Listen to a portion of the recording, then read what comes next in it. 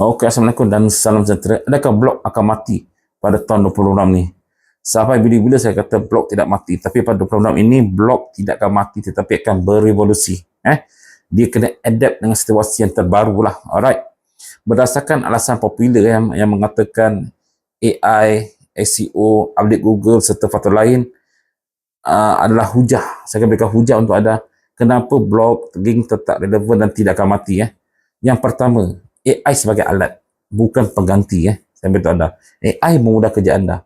AI memang boleh membuat kandungan yang pantas, tetapi pembaca sekarang semakin mahir membezakan kandungan yang saya dulu orang kata gambar AI pun orang tak dikenal. Sekarang orang dikenal gambar AI, termasuk kandungan AI dengan suara manusia yang sebenar lah.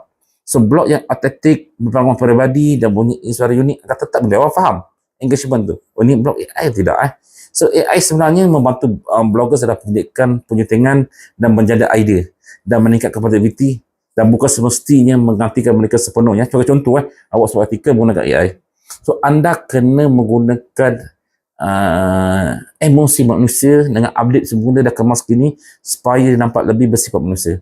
Bagus AI untuk anda. So AI sebagai alat, bukan pengganti. So blog tetap penting dengan orang kata sentuhan manusia. Kedua, SEO berubah, bukan hilang. SEO berubah. Memang kata AI ada, SEO akan hilang. Tidak. SEO sekarang semakin kompleks dengan kemas kini algoritma Google seperti EAT, helpful content, memang paling kepala. Saya dia mengalami trafik turun mendadak. 15,000 jadi 100-300 sebulan. Sebab ini sebenarnya dia update dari semasa. Sebenarnya tujuan update ni adalah untuk mengatasi AI juga. Dia ni untuk memastikan artikel kita buat adalah berkualiti tinggi dengan Google Helpful Content atau EAT. So sekarang Google tahu AI ada. Google akan memastikan kandungan yang kita buat, artikel kita buat adalah berwibawa, berpengalaman dan manfaat kepada ciri-ciri blog yang tepat. Okey. SEO sekarang bukan sekarang masalah kata kunci. Dulu kata kunci dah dibuat, tidak. AI ada tak susah, tak boleh lagi dah. Tetapi niat. Orang panggil search intent dan nilai kandungan. Blog yang menjadi soalan spesifik dengan mendalam tetap akan dapat trafik. Okey. Clear kat situ. Dan nombor 3, keinginan manusia untuk berkoneksi. Pembaca sering mencari cerita, pengalaman peribadi, pandangan unik dan juga komuniti. Maka ini semua suka digantikan oleh AI atau media sosial yang singkat. Mereka memerlukan sebuah artikel yang panjang untuk membina hubungan dan kepercayaan dengan pembaca, dan dalam jangka panjang dia adalah lebih bagus dengan media sosial yang pendek dan bersifat sementara. Kadang orang suka membaca, mencari maklumat lengkap dan engage dengan anda semua. Okey. Dan nombor 4, blog sebagai asas kepada personal branding dan branding. Of course, dari tahun ke tahun anda ada social media, ada kata branding, tidak. Orang makin fikir, orang akan yakin kepada bisnes anda jika anda mempunyai sebuah website, di mana website syarikat lah, di mana anda membuat artikel yang berkredibiliti, menunjukkan kepakaran dan juga menarik pelanggan. So orang baca artikel anda, orang yakin produk ini adalah bagus. Mana saya buat sekarang ni, saya akan buat video dulu, saya masuk ke dalam saya punya website syarikat, saya buat artikel, orang baca, oh orang ni wujud rupanya, masterclass website ni wujud rupanya.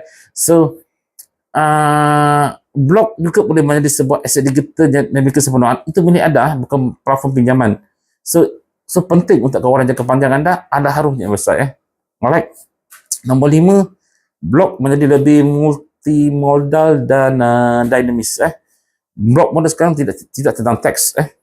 Sekarang dulu hanya tulis kan. Sekarang ada video, ada infografik, ada interaksi langsung dengan pembaca, ada orang kata chatbot AI boleh masuk ke dalam, boleh buat komuniti bayar. So sekarang format blog semakin fleksibel dan dia berkembang. Ini saya kata blog sekarang masih menjadi semakin revolusi, dia makin berkembang. Dia bukan soal teks saja, dia boleh gunakan voice untuk cari maklumat dan sebagainya. So inilah fungsi blogging yang saya rasa added dan berusia 26. Saya lihat sekarang dalam blog saya pergi, ada banyak video, ada gambar, ada teks, ada aplikasi yang masukkan sekali. Itu blog boleh berkembang. So nombor 6, pasaran niche yang semakin padat.